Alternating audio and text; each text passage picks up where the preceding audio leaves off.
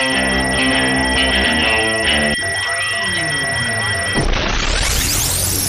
is already good. Hi, everybody. Just waiting for the...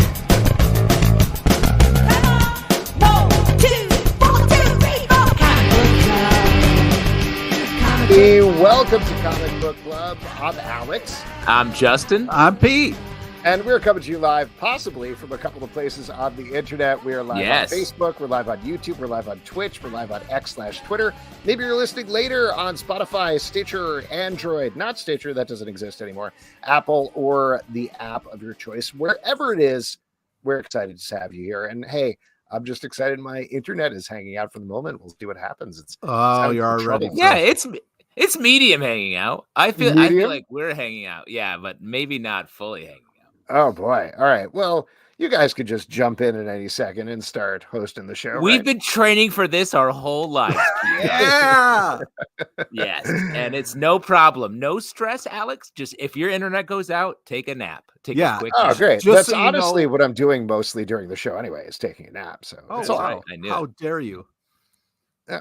No. It's because you guys, your beautiful dulcet tones lull me to sleep. Yeah. And when I get really interested, I fall asleep. A lot of zoos play our podcast to put their most wild animals. A lot of zoos. Morning zoos? Zoo crews? Yep. Yeah, zoo crews. How many zoo crews actually work at zoos? Because that's fucked up if he's in a scene. I mean, that would be great. That is a pitch. You got to go to Z100. And about that. I demand you work for a zoo. I have the sign already made. I'm going to start picketing out front. Yeah, Elvis Duran, where's your giraffe? Oh, I just went through puberty. All right, why don't we stop doing this and bring in the guest? I thought that was a character. Very briefly, it was just actually you. Just some internet that seems to be working for the moment here. Our first guest is one of the guys behind Blitmap. Ladies and gentlemen, Chris Supino. Hey. Hello, Chris. Hi. Hi, welcome. Thank you so much for coming. You are, as it says there on the bottom of the screen, the co-founder of Sup Inc., which, okay, so I got to get the corporate structure a little wrong. Yeah. Sup Inc. is behind Blitmap, which... Yeah. I can explain it. So, well, the first thing is, the company's not named after me. I just, I know when you see, it's basically one letter off. It was just, we thought it was a cool name for a company, and it ended up coincidentally being my name. But that's dicey. Yeah, so just getting that out of the way. Basically, we're a studio based out of New York, and pretty cool place. Big place. Yeah, the best place. And we work on kind of creating worlds and seeing how we can kind of use technology to, express those things. And one of the kind of, worlds we work with is this public domain one called Blitmap, which was started by some members of SUP before SUP existed, and released into the public domain. And as this entity, SUP Inc., we, do these sponsored contributions to it just to kind of move the public domain and kind of contribute to it, because we kind of believe that there's something really interesting in that kind of open source kind of space where we're building these worlds, but people are free to kind of create with them how they want to create with them. The Blitmap comic that we're releasing, or that we've released, is our first kind of mainstream public kind of contribution as this company to that. So cool. You started with the idea, tell me if I get any of this wrong, but you started with this idea of you've got the sci-fi world, you've got these different factions in the sci-fi world. So you've got this mythology laid out there. As you said, you've got a comic book that's come out, the first issue, but the idea, you're calling it open source, but essentially it's public domain, right? Like you've created these ideas and everybody can use it. Yeah. And so basically, we just kind of think it's interesting when you have kind of that mythology and you have that world and you have that, ability to, become a fan of it, but then, use it how you want in a way. And so our stories are, our take on it, but we're curious to see what other people's would be, So when you're working on something like this with such you want it to be sort of as open as possible. Yeah. How do you put down enough roots into sort of the ideas on the table for people that they have something to go off of, but still the freedom to go sort of where they want? Yeah, absolutely. I mean, we thought about this a lot. I think one of the things is when you get too specific and you get too detailed, and then like people try to create with your, in your world and things like that, and they feel like they're more often wrong than they're right, or someone's pointing out that they're wrong. I mean, you get that with, I think, Lord of the Rings a lot, where they have I always mispronounce it, but it's like the Silmarillion, and like you have this Bible of information, and for the people that haven't read it, they feel a little bit hesitant to get into it. And so for us, I think it's like, strong themes, good world building, some constraints, but generally kind of, not overwhelming you, not making you feel like there's not, that there's a correct and wrong way, to create. So for us, I think, our story starts out, pretty simple, and depth gets added and kind of more complexity gets added over time. But at a certain point, you might feel that you want to take the story in your own direction, and, branch it earlier than not, or, kind of you like one path of the story more than another, or one area of the universe more than another. Try to leave it kind of open, which is like this tricky balance, because you kind of, you want to avoid being vague, you want to avoid being shallow, but you also want to give people that breathing room to create. So yeah, it's an interesting kind of, it's been a really interesting kind of thought process around like what is too much and what is too little kind of thing. As you release things like this comic book, which I read earlier today, and it's very fun. The art's gorgeous throughout. Yeah. But there's obviously events that happen in this comic book. Are those then considered canon? And then when you're looking at that comic book going forward, that's kind of what it is? Or do you look at this as just another aspect of the worlds of the comic? I think for us, we have a canon for our own, for our own creation. When Sup makes things, we have a canon to some extent. I think when it comes to whether or not the community wants to adopt that canon, I think right now the answer is like, yeah, of course, because this is the highest fidelity thing that's been created. But if you look at like things like Slender Man or other kind of things that were born out of this, not very, clear hierarchy around like who owns it and things like that, you see that like as fidelity increases, canon kind of increases with it. So like, originally Slender Man was like a bunch of memes and things like that, and imagery that were easy to kind of duplicate. But then the minute that nightmares, right? Yeah. Like, but the minute that someone brings it to the next level and adds, a little bit of a narrative to it, maybe creates a comic or creates a YouTube short or eventually creates a movie or eventually creates a game, for each of those kind of increases in fidelity, rules were added. And, what Slenderman can do, what they can't do. And you kind of saw the community adopt those as like fact, just because, that was the most widely consumed. The higher the fidelity is, the more, I guess you could assume it gets a little more mainstream, maybe a little easier to digest. So then you kind of like believe that people know the same things as you because they've consumed the same things. And canon is kind of born out of that, I think, a little bit. When in this space. Yeah, that's great. I love this idea because I feel like so much of fan culture is built around like, well, what is the story? And then to sort of have that be in your head as you're starting out is great. In light of that, and with this comic in mind, what are the canon elements that are at play? And maybe tell us about the comic as you're doing that. Yeah. So I think our story kind of takes place in the middle. It's not the beginning. It's not the end. It takes place in a world that feels very, local and tight, but maybe not small. So like a good example or something analogous is maybe like Hogwarts. Like it's just a castle, but actually it's pretty dense. Like there's a lot going on there. You're not even really wondering, like, I wonder when they get to go to other planets in Harry Potter. Like there's enough in that one, like, you're like, that's okay, really funny. Yeah, I'm a big Harry and space proponent. That's like my thing. I think they should. What was it? Oh, Spelljammers, like the D&D module where they go into space and So I mean, but for us, I think it takes place in a solar punk world.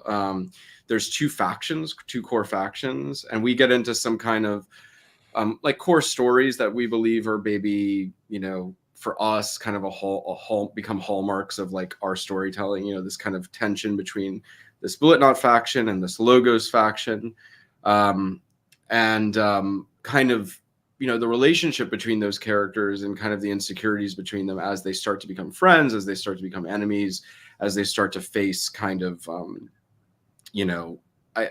they start off and they hate each other, and they hate each other just because they're kind of told to hate each other. And as they get to know each other, they realize they're pretty similar. And they're maybe, without giving too much away, they kind of realize that they have a lot more in common than not. And I think canonically, like for us, the only thing we would say that's like canonical is like the names of the characters, the locations, and that's what we kind of are behind, and then eventually it's a 6-issue arc, so the overall story of what happened and like key events and things like that. But I think that's probably too early to say exactly what sticks and what doesn't. Talking about the release of the comic book a little bit, correct me if I'm wrong about this, but I believe you've taken variant covers to the extreme, and every cover is different, which seems challenging. It was really, it was have you gotten a chance to take okay, so you've opened maybe a few of them or not? So basically every cover is unique, so every printed cover is unique. Like I have, can I open one now? Is that like weird? Okay, go for it. Cool. It's an unboxing video. I'll open two. This is gonna crush on 2002 internet. Yeah, right. There we go. You have no idea what's in there. So this is like one, comes in this like foil pack, and then sorry the noise, it's probably terrible. Right. It's part of the experience. Yeah, so this is like one kind of cover. It's a Liz regular, so there's kind of these templates in a way, and then like I hope I don't get another Liz because that would kind of break. Oh wow, okay. So this is like actually super rare cover. So this is like a duo cover. There's two of the characters together, and there's not many of these, so it's kind of crazy that I pulled that. But sick pull, bro. Thank you.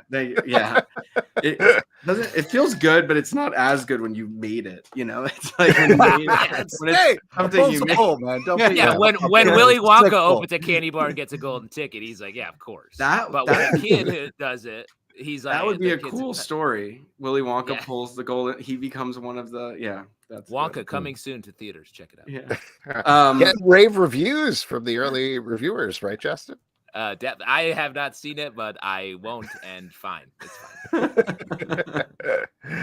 fine. Can I ask you a question, not about the covers necessarily, but getting back to sort of like the content thing? So you have a Discord. I assume there's a lot of chatter going on in the Discord where it's a slender manification of this property like you're talking about. But what about policing it? What about when somebody, I don't know if this has happened, but when somebody potentially takes things too far in a direction that you are not comfortable with? Let's say like Alex started writing some weird fanfic. Like, how would you handle him? I think, to each his own, to each his own. I mean, stuff gets, co-op. When you go into the space, you have to know that you can be co-opted kind of at any point, and you have to be okay with that, and you have to know that you can't really control it. The most you can do, and really we have like an amazing community, and I think over time what you realize is like your community is kind of an immune system to those things, and like if you don't have a good community, or you don't have people kind of having your back, or you don't have maybe like okay, so like one thing that like we're pretty into is like, please contribute to our world, please use our stuff, but like don't duplicate it. That's not really a value add.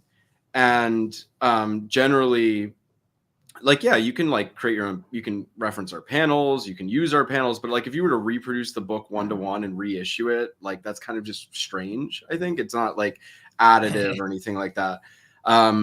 So generally, I think early on when we first started, there was a bit of not even like malicious behavior, but more behavior of just like trying to figure out how to contribute. And early on, it became clear like what is a value add and what isn't. And I think by this point, our community has done really incredible things with the Blitmap IP and just all sorts of stuff that like we would never think about doing, things that explore areas of the world that we never even intended to do. And so I don't know, it's something that you kind of just, there's a bit of luck involved, I think, but there's definitely a community element being a big part of it. I mean, I guess just to take it a step further, if somebody did do something like this, they're like, hey, I'm going to use these characters to be crazy racist. Are there protections in place to shut that down? I mean, I mean, it's not really. I mean, when you go into the public domain, there's not much you can really, I mean, if someone did that with Alice in Wonderland, there's nothing you could really do about it. If someone did it with King Arthur, there's nothing you could really do about it. I don't know if there would be a market for that, though. I don't think so. I'd hope not. Yeah, and I think there's also plenty of other stuff to do that with that has a way more interesting following or kind of like a larger following right now and things like that. But I think, yeah, I mean, you are open to those things happening. And, I think we saw some stuff like that happen with a few different public domain IPs. And then those IPs recover, because they basically had strong support and things like that. Well, like you said, it sort of they police themselves in a way. Yeah. You have to be open to that, And I do have one more just sort of logistical question for you. Yeah. How do you make money on this, Chris? Yeah. Good question. Yeah. So I think the general thought that we believe in is that the more people are aware of our brand, and the more people that are aware of this IP that we contribute to, the next time that we contribute to it, people are going to be really excited about that. Just, out of fandom and things like that. And I think, when you go to Comic-Con, you realize that like 90% of the vendors there have licensing deals. They don't have original content, but they have like licensing deals. They're licensing to develop merch, and they're doing all that stuff. And you realize that they don't have to do that with us.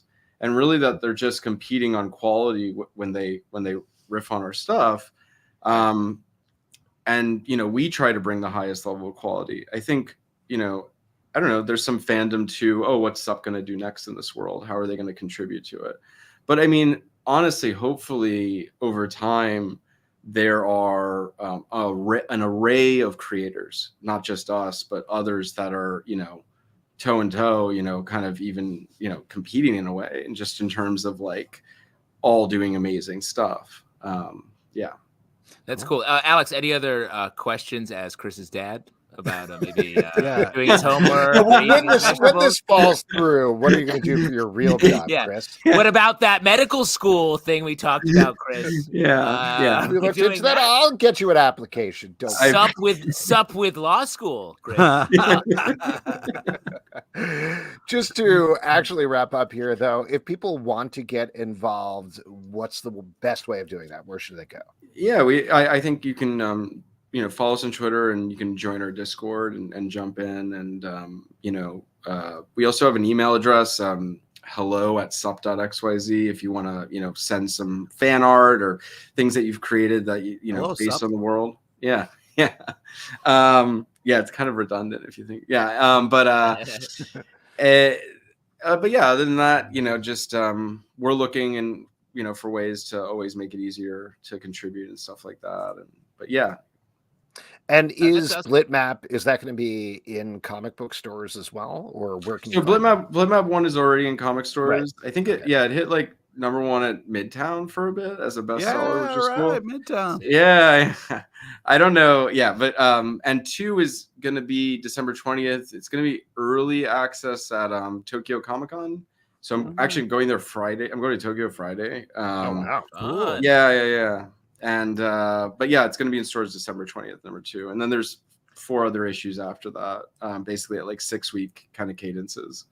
Awesome. And let's just say we didn't really talk about the comic on its own, but I really enjoyed it. Like Alex, I think Alex said the art's really nice, and there is, you definitely feel like you're in the middle, sort of in the way that's in Star Wars. You're like, oh, there's a lot going on here. I don't know what's happening, but the relationships you establish a lot in this, and it's fun. I'm curious to see what's going to happen.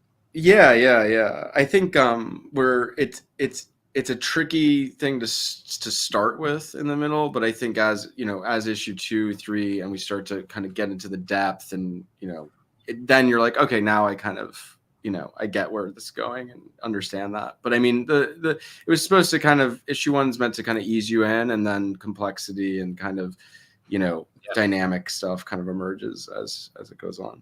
Well, it's really awesome, Chris. Thank you so much for coming on. A pleasure chatting with you about it, and good luck. Safe travels to Tokyo. Yeah. Thank you. Respect to your nerd wall. Thank you.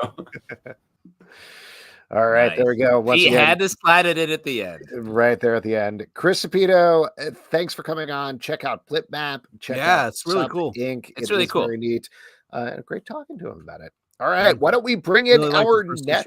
What are you saying, Pete? I like the first issue. Oh, great. Yeah. Did that impress you as Chris's dad, Alex? Did you give him a nice what's up? It was nice. I think we'll talk more over dinner and see how things are going. The dinner talk. That's gonna be rough. That's gonna be rough. Why don't we bring in our next guest, who I don't think I'm the dad of, but I guess we'll see what happens. They are the creators of Heart Attack from Skybound. Ladies and gentlemen, Eric Zawadzki and Shawn Kittelsen. Hello. Yeah. Welcome. Thank you guys so much for coming on. So excited to talk about this book. I remember, I think it was, whenever the first issue came out, we talked about it. We loved it. We talked about several issues of this, but now it's out in collected form, and not only is there the first 6 issues of the miniseries, there's 6 more issues in this book. What a pleasure to read this. Look at that. Yeah. Oh, look at that beauty. Come on. Yeah. Hey, what a pleasure to read this whole book. What a great story. It is such a different riff on superheroics mixed through a lot of I guess based on what you wrote, it like very prescient stuff about the world, or very present stuff about the world. Can you give a little bit of like the pitch of it, so I don't accidentally spoil anything, if you don't mind? I have to try to not accidentally spoil anything. The best way to give folks the pitch, I guess, is to say it's a YA love story at heart. But it's about a near future in Austin, Texas, where a post-pandemic crisis has led to a world where you've got this whole generation where half of the teens have not quite superpowers, right? Teens. They got these variations, they call them, and their DNA. They're not full mutants, but they're just to the left of having Homo sapiens DNA. So they've been denied human rights and are being oppressed actively. There's a wall built for the variant neighborhood to keep them away from the rest of the normies. And our leads, Jill and Charlie, are 2 people who come from completely different angles of being young variants. Like Jill is in the spotlight as an influencer and an activist who is rallying for change as part of this organization called the Free Bodies. And you got Charlie, who's a kid who's been kicked around the foster system and has been on the run and kind of just wants to stick to his own thing and stay out of the way of the spotlight. But when the 2 of them meet, they find that when they touch, they have superpowers, which in the world of Heart Attack, politicians who want to fearmonger have said like, oh, you got to watch out for variants, because what if they have powers of mass destruction? That's how they refer to superpowers. It's all about like, what if they're really just here to destroy us? And Jill and Charlie have those powers of mass destruction. So now the question becomes, what do they do with them? And because Charlie wants to run away and hide from the world, and Jill wants to be out in the spotlight and changing the world, can they even agree on how to use the powers that they only have when they're together? And really, the themes of the book they turned out to be way more prescient and present. Yes, but also, oh no. Oh no, yeah. Oh, Yeah, no. like but yeah, it's something that started 10 years ago now. And then the book initially dropped at the end of 2019, right in time for pandemic shipping disruptions to cut our run short in the middle. And when books started shipping again, I mean, sales had dropped off for a lot of books, including ours. So we were casualties of the pandemic, but because we'd already written a second volume, Eric had drawn 5 of 6 chapters for the next volume. He ran off to work on some Superman books, some House of L books for DC with Claudia Gray, which are also excellent. I highly recommend those. And when we could finally, get schedules back and get back to finishing the book, here we are now with a finished 300-page banger. And it really, I want to say, when we first read this and reading the full volume, I really love this book. I feel like it's really rare to have a story where the love story, the relationship story, and the superhero side of it are sort of given equal sway and are great, as well as a central metaphor that is really strong, like the idea of their relationship and their powers all becoming one thing. So I want to ask, how did you develop that? How did that all come together? Was it sort of all at once, waking up out of a dream, or were you sort of piecing it together over time? It's the cheesiest story ever. I was on a plane, and a person sitting near me was watching the Baz Luhrmann Romeo and Juliet from the 90s. Oh, wow. And I was watching something else, but I just kept kind of leaning over and watching what they were watching, and I couldn't hear it at all, but I'm literally just watching it and experiencing it silently, and it affected me. So I'm crying at the end of it. The other person's so yo, dude, stop. Yeah. You're sobbing next to me. Go back to your own screen. Go back to your own screen and write a graphic novel about this. Yeah. Well, I did. I got off that flight and I thought, I'm working on all kinds of superhero stuff, and I work on a lot of games. I would love to write a love story. And then, of course, because I've got a dark, twisted heart, my love story ended up being about how grim the world is and political trends and grounding it in reality. And one thing led to another. And now we have the book that we have. Well, and that person on the plane next to you, Joe Biden. Isn't that crazy? Yeah. That's wild. What? Doing big things now. Young Joe Biden. Young. Young's I don't think he was ever young. He was never young. Yeah, Joe Biden wasn't even young when I was born. Eric, I do want to ask you about the art in a second, but just one more question about the genesis of the story. Just because I think, I don't know, I expect with these sort of stories, when you have two characters like this, we've seen it so many times in shows like Pushing Daisies and other things. There's the whole rogue gambit being in love. They can't touch. They want to be together, and that's what makes their love powerful, is that tension. You have the opposite thing here, where they touch, and that only makes both of them exponentially more power than they are. Why go in that direction? Oh, man. I think just from personal experience, I'm a hugger. Right? I love a good hug. And I wore my K-pop shirt today, so I could put the heart on it for heart attack. It's a strong choice. I love it. But no, I've been not to make it all personal about me, but I've been in a relationship with my wife for 18 years now. And I know some of you are married and have kids too, so you know what it's like. Mm-hmm. But if she walks by and just touches the back of my neck with her fingertips, I still get that I'm in love, someone loves me. And I think that was something that I really wanted to emphasize, is just the power of contact, especially even when we started the book, went back 10 years ago, cell phones and social media and 2010s and 2020s culture, we've all become so fragmented. I mean, we're having this interview remote right now, right? We're talking from a distance. So the idea of Jill and Charlie living in that world and finding this contact that was so psychedelic and impactful, and then giving them power from it. I just thought that was a really cool way to explore like the things that are actually real in connections and physical chemistry leading to power. That's really sweet, especially because I was thinking like it's, you know, when you're in love, it's dramatically interesting to have you driven apart by your families, Montague and Capulets. I thought you were going to say, but also when you're in love, can be hard to be with each other all the time. But instead, you have this lovely story about how you still have a hot 20-year-on relationship. Shouts to you for that.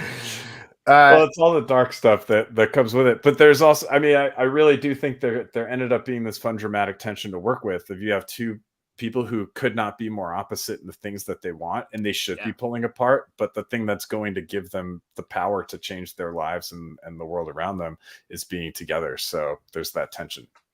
Well, let's talk about the design of those characters then, Eric, because obviously it's very important to get these two people right, because they're not in every single panel, but they're on nearly every page. They're right in front of the center there. So what went into the development of their looks in particular? Well, the dynamic that Shawn was going for was, we have one character is basically a streamer, front and center, just looking for attention, and the other is trying to recede into the background and hide. So with Charlie, I tried to go kind of plain, and when it comes to his fashion or whatever, a little, nothing too loud. But with Jill, bright red hair. Interesting fashion, just very loud. So I was just trying to play with a contrast there, which was an important part of the story. I think one of the things that you really conveyed really well is the kind of first touch, all those kind of like action panels, those kind of like a bunch. I was really impressed with the way you kind of conveyed power and kind of the feeling that I, as the reader, felt when they did touch for the first time. That was something that Shawn had in the script. Was he really wanted to convey visually. We're trying to compliment you. Stop bringing up Shawn for a second. Would you please, just let us know how you were. Shawn's waiting for his wife to touch his neck. So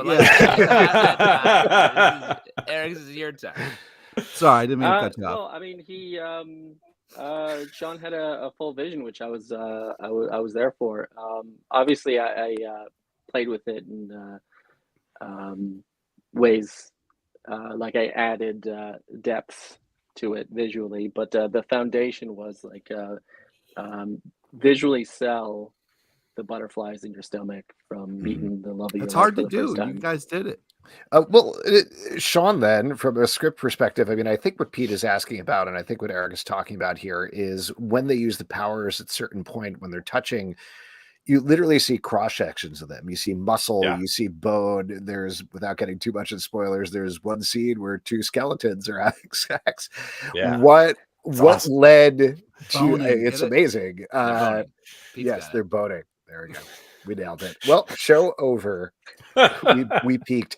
What led to that visual riff then, like from the script perspective? And then Eric, just talk a little bit more about kind of fleshing that out. No pun intended. Well, since I know that we can cuss, there we go. There's boning.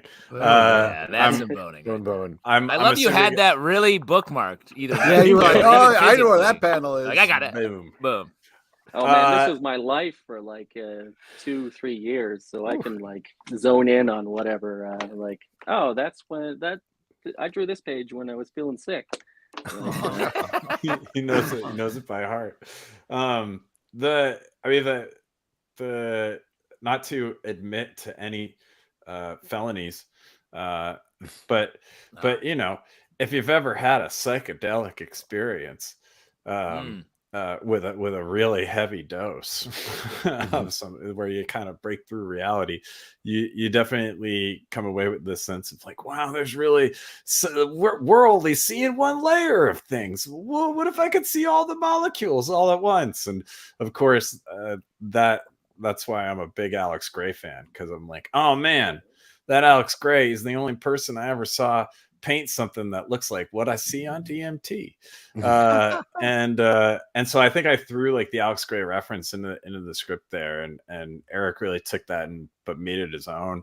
And it was the idea that like, yeah, when these two touch, the connection is on a cellular level. It's something that, you know, every neuron is firing, and every electron that's passing through is shared in that moment. And so like Eric took it. I mean, Eric's way too humble, but there are so many things where like my expectations were down here and Eric always drew way up here, because I would never ask an artist for the level of detail or the complexity of panel layouts that Eric put in. I would always feel like, they're going to hit me for this. Like, I don't want the artist to hate me. I want them to like me. But Eric would be like, you're not making it hard enough. I want to go to level 10. And he would just take it up. So I think he really put all that extra detail in there, and you feel it. You feel the density of each page, even when it's a splash.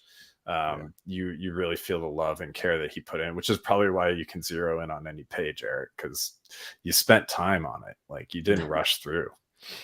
Well, Eric, then what is a higher level of difficulty? What's a level 10? Is it two skeletons having sex, or is it enormous crowd scenes, which seem a level of difficulty of their own? Oh yeah, definitely the crowd scenes, which I didn't skimp. I didn't cheat at all in a lot of that stuff. No, you don't. I mean, for anybody who hasn't read it, there's I was about to say convention, but like an outdoor festival, and I could not believe the amount of people that were packed into all of those pages. It's wild. I mean, issue 6 has a protest, and then just like, that's just getting warmed up, because if 5 issues later we're gonna have an entire concert. Yeah, we hadn't written like the rest of the book. You know, like I wrote the first six chapters before Eric came on, and then Eric came on and started drawing. And once I saw what he could do, I mean, it really fundamentally changed how I approached the back half of the book, because I was like, well, I guess I can ask him to draw a whole music festival. Let's go. He's gonna do it. And those are, I mean, really like those bigger crowd scenes, I think, are some of Eric's best work in the book, because they show off. It's not just about the visual complexity of having, you know, hundreds or thousands of figures on the page, but it's about the way it still feels coherent, and you can follow the sequence, and it feels like the passage of time is real in this space, because the way that the panels are used, the way that the characters pass through them, gives you that sense of, wow, we're going into slow motion. Okay, now we're back at normal speed. Time's moving really fast now. We're clipping through a montage. Like, Eric did an amazing job. Yeah, there was a specific thing I did there, which was I wanted in that one issue there was a huge climax, so I wanted to start with I wanted to create like a ramp up to the big, you know, splash page climax. So I go 6 panels. There are 6 panel grid, and then like 8 panel grid. It just keep on adding panels every page, so the audience would feel, you know, this is building, and then, you know, by the time you're at like a 16 panel grid, the next page is a splash page, and it like hits you like a ton of bricks. Could you talk about especially a lot more difficult when it's a lot of crowd scenes? So 12 panel grid and a crowd scene in every panel. That's crazy. Shawn, I wanted to ask you about the powers. I mean, I think I know the answer here, but for anybody, again, who hasn't read it, she has tactile telekinesis. He has flame powers, which are very light to start, but get heavier when they start to touch. Why these specific powers for these characters? I wanted the powers to feel really grounded. I started my career at working at DC Comics, so I spent a lot of time with like cosmic level powers, and you know, thinking about what could Superman do, what could Wonder Woman do, and I really wanted to make the relationship feel as real as possible. It felt like, well, how real can I make the powers? How can I dial things in? And tactile telekinesis was always a thing with Superboy with yes. Con-El, right? Where it's famously. like, I will never forget that when all that stuff happened, he was like, "Well, I'm not really Superman, but I have tactile telekinesis." I was like, "Yo, that sounds so cool."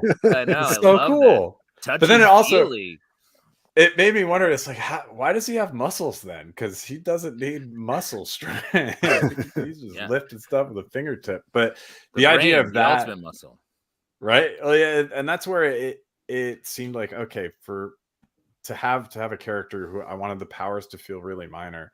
It's like, what would be the opposite of someone who can just throw cars around with her mind? It's like, oh, tactile telekinesis. She can pick a lock, maybe by like pressing her finger against the lock, and then once she and Charlie touched, then she could throw cars around and do all that stuff. And likewise, Charlie, it was like, well, I would love to have like some really destructive power. Because again, I wanted them to feel the responsibility of, what if you had powers of mass destruction and you represent this group that every fear-mongering politician out there is trying to tell people, like, they're just gonna kill us, they're all terrorists, like living in your backyard, like they're terrible. What if you found out, you're like, I could blow up the city if I wanted to?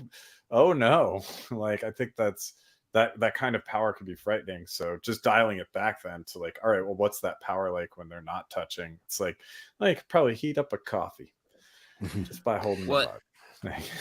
And that's what I like about it. Like the sort of passion, both powers sort of have emotional quotients to them in a really nice way. And it really matches with everything else.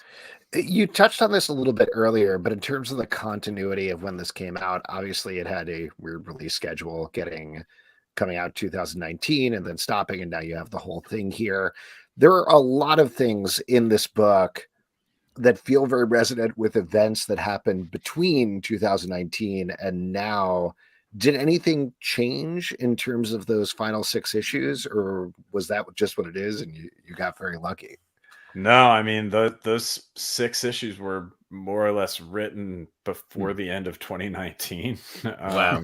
And Right. Eric was already off to the races in drawing by the time the pandemic happened. And so the only material that's more recent is the articles and social media posts and stuff that are in between the chapters. So some of that stuff I drew from some more contemporary sources for inspiration, but the story itself was something that really, like, it started with me looking around the rest of the world and being like, there are some trends in mass protest, fights for equal rights and equity and justice. There are trends in pandemics, like bird flu was a thing. H1N1 was the thing when I was conceiving the book. Genetic editing, CRISPR-Cas9 had recently been discovered when I was pitching the book 10 years ago. So all of that stuff ended up coming to fruition in a much bigger, more present way. But so let me just ask you, do you have any predictions for the future? Any ideas? Oh man, stories or anything? Just say them real quick. I wish I could. I thought I did, and then 2016 happened, and I was like, I am never calling an election and going to bed at 10 because I'm just gonna wake up in hell. But yeah, I think. Oh, sorry, I interrupted you. No, go for it. Yeah, I was just going to ask about the end of the story without getting into spoilers too much. There's definitely more that you could tell at the end there. It's very open. I know the book, relatively speaking, just came out about month and a half ago or so. Yeah. Is that something you have in mind? Is there a continuation there, a Heart Attack 2? A little yes, and a little we'll see. Like there's. I wanted to have at least the feeling of a complete story in terms of like Jill and Charlie and giving their relationship an arc that we could follow and have some satisfaction when we close the book, that like they've where they're at feels like a logical landing place for where they've been. But I think Eric and I would love to do more, like, and certainly like the fact that we've got a live action series based on the book shooting in Japan next year. is pretty exciting. That's helpful. That will help. So I think, you know, if the book really finds an audience, and I hope it does, then we get to do more. But I also think that, you know, just in terms of storytelling, there's such a desire to put like a pat ending on something sometimes, and to really shut the book on things, and that just doesn't feel authentic. And I think growing up as comics fans, like we think of stories as these ongoing serial things, and in the spirit of keeping the book grounded and feeling as much like real life as we could get, a book about a near future where variant mutant types are oppressed, that we could have something that felt like, all right, life is going to go on. There's no perfect ending to be found. There's always work. Like the fight goes on. There's always work to do. Yeah. There's always more pages to draw, even when you're sick. I don't know how much you can talk about this further, but as you mentioned, there is a TD adaptation that's being done by, I believe, Fuji TV. It was announced back in September. Cool. And so just to be clear, it's going to be on Japanese TV. So it's not like they're shooting it in Japan, taking it here. It's a Japanese adaptation of Heart Attack, right? Yeah. Yeah, it's trippy. So how involved are both of you in that, and what is that, again, whatever you can talk about? I feel like the story it's set in Austin. It feels very American. So what potentially has to change about it to make it work for Japanese TV? I mean, it's being filtered through a Japanese cultural lens, right? Mm-hmm. Like by a Japanese creative team, and they've got some really incredible writers and directors, and they're assembling a cast that I think is going to be really exciting. But it was interesting to me, as I remember when I first got the news, and even telling Eric, I think both our reaction was like, really? Like they want it? They want to do that? We're big in Japan?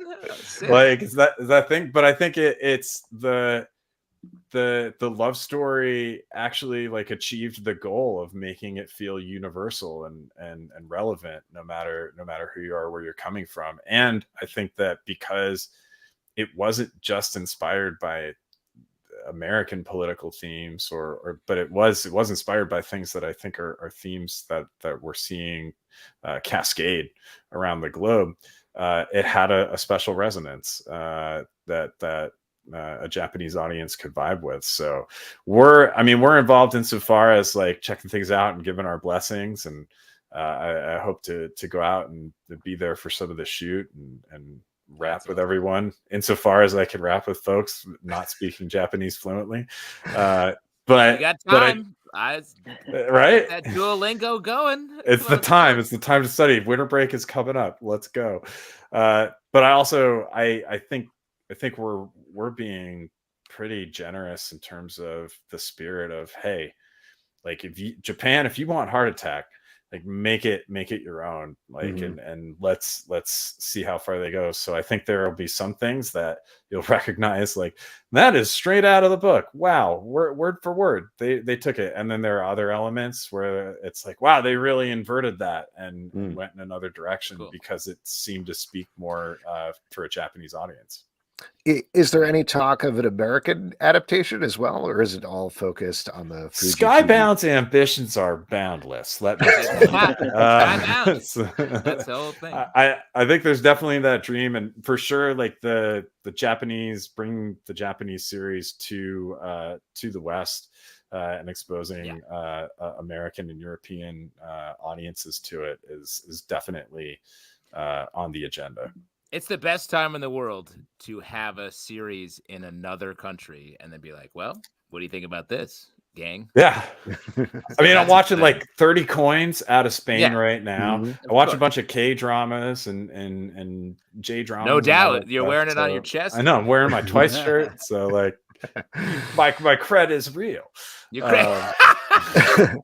Eric, are you watching any foreign stuff? Do you watch French programming since you live in Canada? No, I wish I had more time to watch it. I mean, CBC is Degrassi Jr. Letterkenny's unbelievable. Yeah, there you go. Pete sliding that Letterkenny rap in. Is that still watching movies from the 70s right now, so I've got a lot of catching up to do. Wow. That is, you got to watch them all in order, otherwise you won't understand. Eventually, Jurassic Park. I don't want to ruin anything. That's no spoilers. Be a big one. Yeah. Before we let you go, Shawn, I wanted to ask you one unrelated question. You wrote, I believe, the dialogue for Omni-Man in Mortal Kombat. Is that correct? Yeah, Robert and I got to tag team on that one. That was a lot of fun. Cool.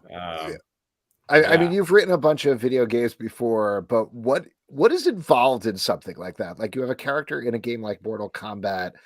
Are you writing different branching dialogue trees? How do you tackle it? So I was the narrative lead on Mortal Kombat 11. So I'd written an entire Mortal Kombat game before, and on Injustice 2. So I worked on bringing guest characters in, and I knew that well. I did Spawn for MK11. That was for a comic. That was one of my favorite moments of all time. And getting a hug, because I love getting a hug from Todd McFarlane. Wow! Of course, you got that hug. That McFarlane hug. And he slid a toy in your pocket, right? That would have been so dope if he slid me a toy and then like drew a sketch for it. But in any case, like with Omni-Man, I mean, Robert really loves Mortal Kombat.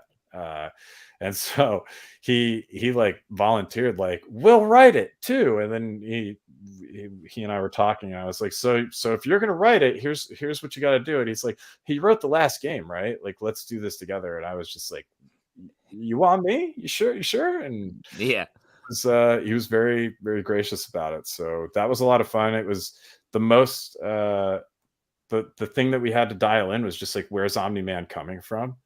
Like, when he's landing in this world, because we're writing all of these dialogues of him fighting other characters and seeing what that feels like.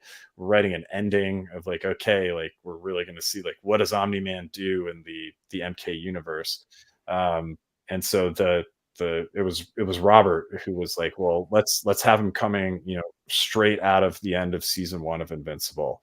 Wow.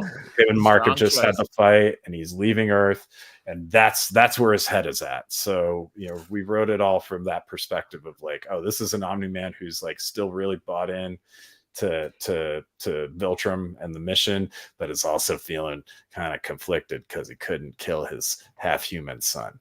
Wow. Yo, I love Leave It to Robert to find the entry point for a potential like comic series. Like, there's a perfect like he flies around and he's wandering for a bit. He just wanders into Mortal Kombat and then out. Yeah.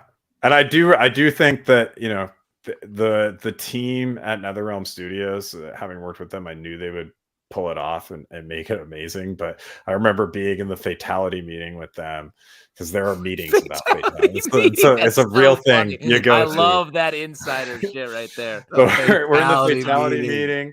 And, oh shit, babe! I got a fatality meeting. Get your hands off my neck. Yeah. Did you double book that with my babality meeting? Because I can't do those both at the same time. But I remember with the team, Robert being like, I don't want to just go for the memes, but if we could do the subway, it would be really cool. And you saw everyone lean back and go, that's going to be really, really hard. That's funny. Yeah, we'll give it a try. And then there's a lot of tech involved in getting that kind of fatality to work. But the fact that they pulled it off and that it is so note perfect as it is I think one of the coolest things that I've ever been a part of. Nice. Amazing. And sorry, we got a quick question here and then I'll let you guys go. This is from Nelson Kelso. Speaking of MK1, who wins, Omni-Man versus Homelander? I mean, I'm hopelessly biased, so of course it's Omni-Man. Yeah. I mean, he's way older. He's got so much more experience, so many more kills under his belt. Mustache. Definitely. Yeah, mustache wins. Mustache wins. That's a great note to end on, guys. Congratulations on all the success. Yeah, love the book. Fingers crossed. I do hope there is more of it, because I got very excited by the end. Regardless, I'll be flying to Japan to watch the series or waiting for it to come. Smart. Yeah, that's a good idea. Good. That's awesome. Field trip. Well, thank you guys for having us so much. Really appreciate it. Thank you so much. Yeah. Have a great night. Congratulations. Later. All right, there we go. Once again, the book is called Heart Attack. It's from Skybound. It is out right now in bookstores everywhere. 12 amazing issues, 6 of which you never saw in comic book stores before. So it's very cool. Thank you for Shawn and Eric coming on to chat about that. And folks, we are going to move on with our next section, which is my favorite section because you make it up. It is your audience question. Yes, let's go. Is drop a question in the comments, either on YouTube, Twitch, or Facebook. Not X, Twitter, because that site is getting more sketchy by the day, guys. Very weird, very weird stuff. But as we always do while we're waiting for everybody's questions, we talk about a drink that we're having. This week's drink was curated once again by Brett Macris, aka Stray Bullet. Stray Bullies. Professional chef out of New Orleans. And he designed a welcome drink for Thanksgiving that he posted in our Patreon Slack. And it is totally delicious. I don't know if you made this one, Justin, but I didn't. I made a tequila Negroni, basically. So this is gin, cranberry juice, a little. I used Cointreau because that's what I had, but you had triple sec, a little rosemary, and an orange peel in there, and you can add prosecco. I added a little spritz of sparkling water. Ooh, it's very delightful, very refreshing. I feel like I'm ready for Thanksgiving all over again. Wow, that's nice. Yes, like I said, I assume I'm the only one drinking Labatt Blue, obviously here. Dude, you got blue light, bro. Wow. Look at you. Why are you drinking my beer? You're drinking my beer. No, man. I've been drinking this beer before you. I'm older, bro. Oh, man. All right, we got a couple of questions here, so why don't we get to them? This is from Michael Tillman. Which Willy Wonka golden ticket contestant are you? Wow. Easy answer. I mean, Pete is obviously Veruca Salt, no doubt. He wants an Oompa Loompa now. I'm Mike TV. Alex is Mike TV. Yeah, I was going to go with Mike TV. I don't know if I've got like the Will Ha thing going on, but I like TV. You're often you don't see this because we're recording our other podcast, but Alex often shows up with a 2-gun holster and a little hat on, so he's definitely like that's true. Mm-hmm. And I'm Charlie, obviously. Oh, come on. No. Main character energy. No, you're the blueberry girl. Yes. Can you just real quick for me say, I want it, Daddy, give it to me, Daddy? Yeah. I want it, Daddy, give it to me. I want an Oompa Loompa now, Daddy. Yes. Great question, Michael. This is from Kevin. What are your favorite completely out of context appearances of comic book characters outside of comics? Assume this is tied into the whole Homelander and Omni-Man showing up in Mortal Kombat thing. What do you guys think? That's a tough question because, you don't hear a lot of the out of context. I guess this is from years ago, but in the Stan Lee appearance in Mallrats, was as a young guy was mind blowing. Like I was like, what? And everyone takes this seriously like me. They talk about and think about this like the potential sexual encounters of these different superheroes. So that was a bit of revelatory for me. Yeah, I gotta agree with Michael Tillman on this one. Chris Evans' appearance in Fall Guy was pretty awesome. Free Guy, yes. Free Guy, yeah. Sure. I don't know, the Flash on SNL. I think that's what Kevin wants us to get to, right? What? Why? Kevin always has an agenda, and it always has something to do with 1970s television. So I'm just going to say the Flash on SNL. So there we go. Wow, that's quite a burn. I want to say. I don't know. I don't know what it is. I don't know what it is anymore. I'm sorry. Stanley says, "How were your Thanksgivings? Anything memorable happen?"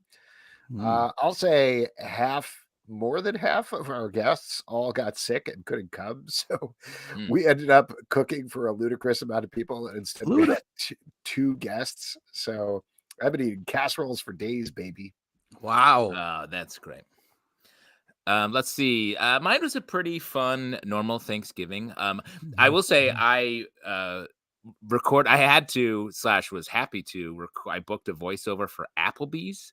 So if you hear an Applebee's commercial, I had to record it on the Wednesday before Thanksgiving in way upstate New York. I had to go to a stranger's house to use their internet and build a weird studio around myself to record it. So if you hear my voice screaming and riblets, sometime in the next few months. Oh man, now I'm hungry, dude. That's your just boy. You saying that it's working. Makes me want to go get ribs. Oh, my man. role is excited friend number 2. So wow, please, you killed it, man. Yeah.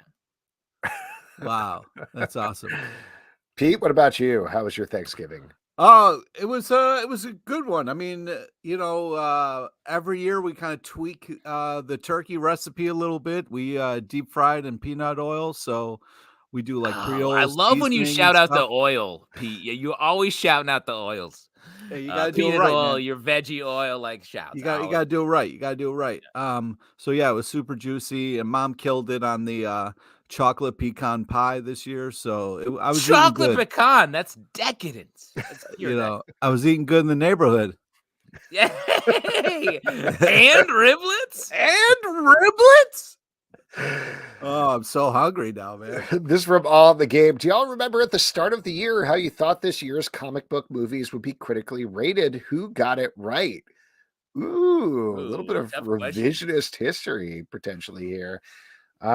Gosh, I don't know. Just working through them, I feel honestly, like I don't remember how so just thinking through, I think we were like, Guardians of the Galaxy is going to be big, and it was.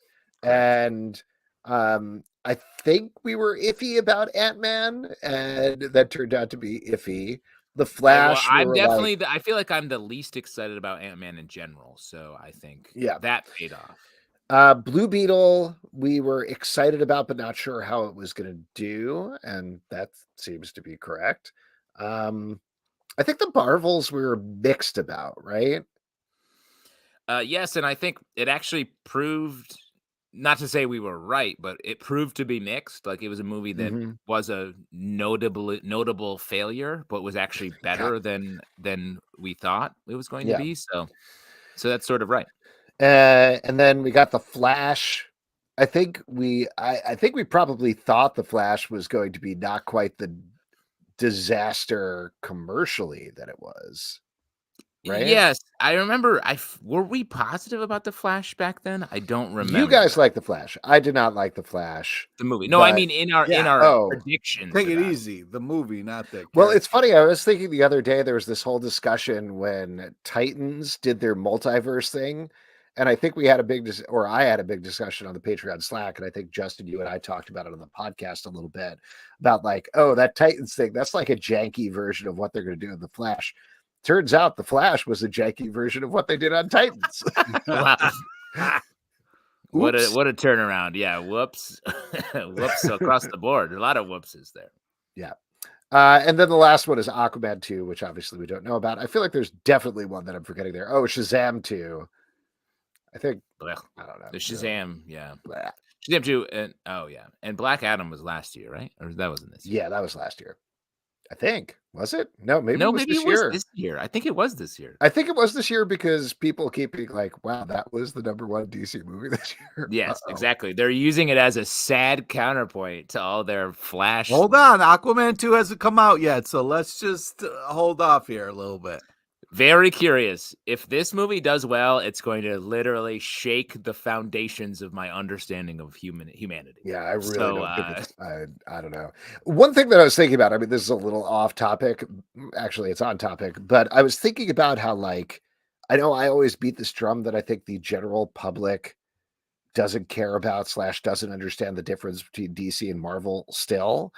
Yeah. And one thing that I haven't seen written about anywhere or talked about anywhere is I think the general failure of DC movies has also very much hurt Marvel movies. Like, I know we talk about it in this blanket superhero fatigue, but Marvel's would have done better if there hadn't been 3 absolute failures of DC movies right before that. Yeah, I actually would throw the opposite. I feel like most people consider it all MCU. I think the failure stink has landed on MCU much harder than DCU in a weird way. So like, yeah, but I agree with you completely. That's why, like, I will say the trailer for Aquaman 2 is pretty dope. The most recent one. Like it's fun. The first movie I definitely did not enjoy. So like, I don't know. Wait till you go to the second one, bro. This movie could be better, or it could just be a good trailer because the movie's probably way, way, way too long. So they had a lot of fodder for the trailer. But if this movie crushes, I truly think it's going to upend so much stuff. Here's my prediction about that movie based on the trailers. I think the Jason Momoa, Patrick Wilson buddy comedy thing is going to be very fun. The rest of it is going to be nonsense garbage. That's the first one to me. I was like, what is happening here? So we will see. And I love stuff that happens under the sea. So like, that's what's crazy. We got a great one from Nelson. Says, what are you guys pitching for your brand new fatality in your next fatality meeting? A drowning in garbage plates, perhaps? Pete, I think that's a great one for you. Well, that's not a fatality. That's how I'm going to die. Oh, yeah, that's your own fatality? Yeah. That's Pete's actual. I'm gonna happily die that way. I don't know. He will drown in garbage plates, and he'll say, "Pete LePage wins." Do I talk people to death? Is that what I do? Yeah. No, I read the. People, I read a dictionary cipher style to you until you're dead, which honestly wouldn't take that long. Yeah, I don't think this is how fatalities work. I don't think it's specific. It's what you do. I think that's what I'm saying. You would have the shears. You would use the shears. No, Justin would do a classic rendition to be or not to be, and the person would die. Yeah, exactly. And he uses their devastating. Skull. He rips out their skull, Pete, and then that's so good. Now we got a question here that is a tee up if I've ever heard one. This is from Stray Bullet. Says, how's Pete's comic wall coming in the new house? Pete, I don't know if you have the comic wall up here where you're filming right now, but I believe you have something else you could show I'm so sorry. No, Pete's been institutionalized. He's clearly in a padded cell. He has there's no for those of you listening at home, there's a 2 shades of gray wall behind Pete in his new home. It's beautiful. There it is, the new. Oh, what a short glimpse! Yeah, just giving you a little taste of the new Punisher shrine there. And then the other side of me, which I realized too late, is I should have set that up behind me. Is all my comic books, so I can give you a slow rotation. Oh yeah, yo, that's so crazy! You're the biggest comic wall guy, and your comics are oh my god, Pete. Flip around you next time. Yeah, next time. Next time. You know what I mean? You don't always fill it right out of the box. It's insane that you blew this. It's insane that you blew this. All you think about is wall porn, and the fact that you've got the only blank wall in your home is the wall behind you. I didn't set it up. I mean, I set it up nicely because I get to look at the comics, but of course, you're greedy. Yeah. Let's see. We got a couple others here. This is what we probably can't answer. As a professional chef, I just want to know what the fuck is a riblet. It is. What's a riblet at Applebee's? Because I know with the rib sandwiches at McDonald's, it's just like reconstituted meat put in the shape of a rib. Yeah, I think it's the worst ribs, really. It's actually, sorry, to be and I hope this isn't, I just want to be real and like straight up and joyful about it. It's the ribs of Piglet from Winnie the Pooh. They're ribs. Oh, man. Oh, bother. Oh, bother so my body. All right. Well, that is it for your audience questions. We are going to move on with our next section, which is trivia. And for that, we're going to turn it over to Pete LePage. All right. It's the part we give back to you, the lovely audience. It's an opportunity to win $25 free to Midtown Comics online. Because if you had $25, you go buy some comic books. We just need a first hand up or a, hey, make Kevin do it. Or a sup. Maybe a sup. Oh, Sup Inc. Sup Inc. Maybe a Sup Inc. Yeah, so Could or we could get one of you guys to do it, and no, someone's gonna jump in. Sure, it is. I will mention it is Giving Tuesday.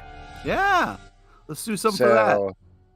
We absolutely could. I mean, that's give to literally anything, but the stuff I donate to is the ACLU or Planned Parenthood. Be happy to donate to that. All right, Michael Tillman. Said Michael Tillman. Michael Tillman. I'm going to donate to the Michael Tillman charity for Michael Tillman. All right, on this great. Giving Tuesday. Michael, just comment in the comments, and here we go.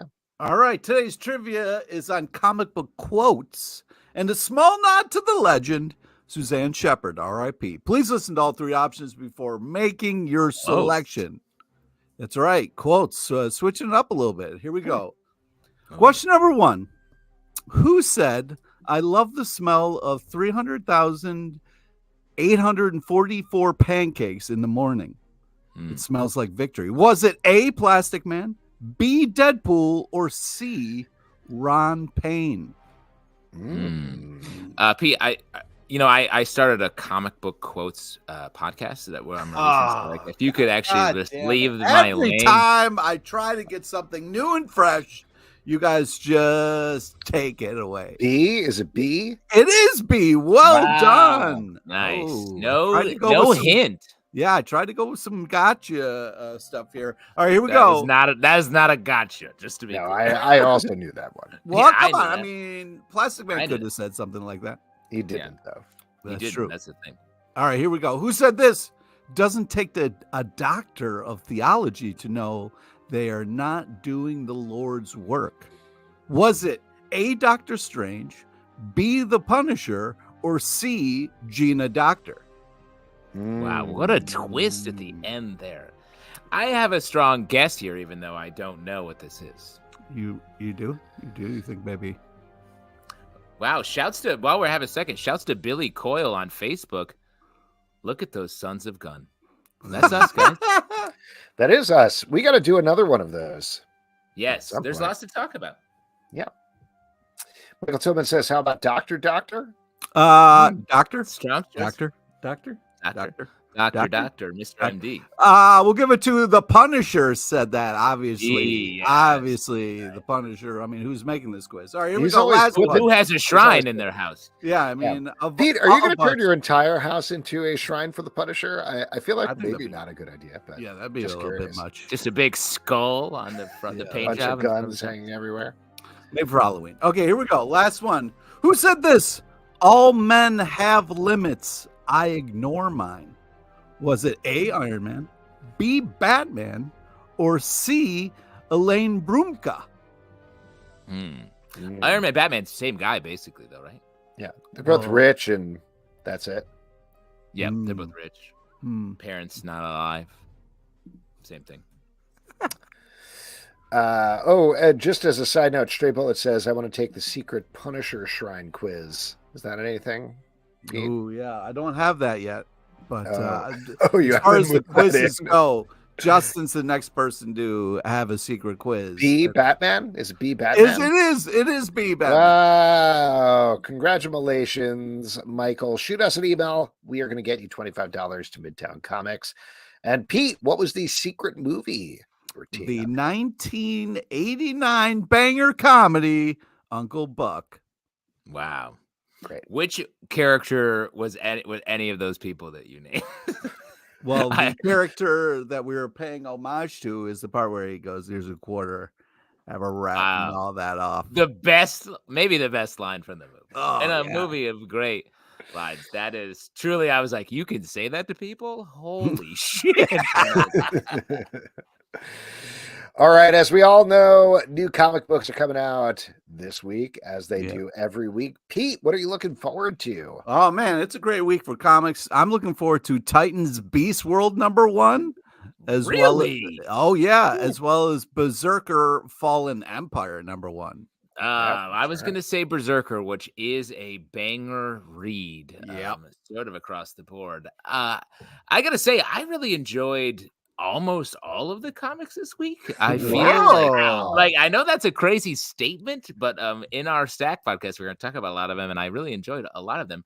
I got to shout out though, Local Man #7, one of my favorite books on the stands right now, which is fantastic. About if you haven't read it, it's about a guy from a Youngblood style team and what happens to him years later as he moves back to his hometown as a failure. Also want to shout out What's the Furthest Place from Here, doing a huge issue of big mythology building that I think we've all been waiting for a little bit. So very excited about those two books. I'm going to give a shout out to a bunch of Marvel stuff. I'll say X-Men Blue Origins #1. Mostly I've been loving Uncanny Spider-Man. That book has been so good. So they had like a little cutaway in the last issue where they said, and then they had Mystique and Nightcrawler have a conversation. Check out this issue to see what happens. Got to read that issue. Okay. Also, I'm very hesitant about this, but there are 3 issues from the Gang War storyline that is kicking off with Amazing Spider-Man and Luke Cage and Spider-Woman. So curious to check that out as well. All of that is going to be in our Stack podcast, which comes Wednesday at 9 a.m. in the Comic Book Club feed and its own dedicated Stack feed. And folks, that is it for this week's show. A couple of people we want to thank. We want to thank Shawn Kittelsen and Eric Zawadzki, for coming on to talk about Skybound's Heart Attack. That's in stores now. Also, Chris Supino from Sup Inc. for talking about Blitmap. That is also in comic book stores, or you can check it out online. It is a very cool, interesting project. Next week, Ed Brubaker is going to be here on the show. What? I know, to talk about the new book, Where the Body Was, with Sean Phillips. Cannot wait to talk to him about that. Bunch of other things to plug. Scott Pilgrim versus the podcast, our Scott Pilgrim podcast, trucking our way through Scott Pilgrim Takes Off on Netflix. Also, Comic Book Club News, our daily news podcast every day, every weekday. Podvincible, our Invincible podcast for the Omni-Man conversation. Just finished up the first half of the season there. Patreon.com/Comic Book Club to support the show and all the shows we do. Don't forget to subscribe on Apple, Android, Spotify, or the app of your choice. At Comic Book Live on Twitter/X, Comic Book Club Live on TikTok and Instagram, comicbookclublive.com. For this podcast and many more. Until next time, good night! Good night, folks! So grab your friend's hand, don't be late for it, 'cause their girlfriends can barely tolerate it. Comic Book Club, Comic Book Club, Comic Book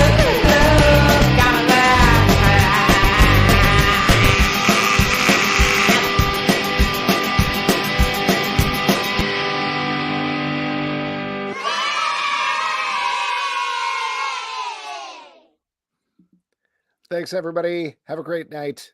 Good night. Weird Punisher logo, Pete, on your shirt. Skeletor, you dick. I know.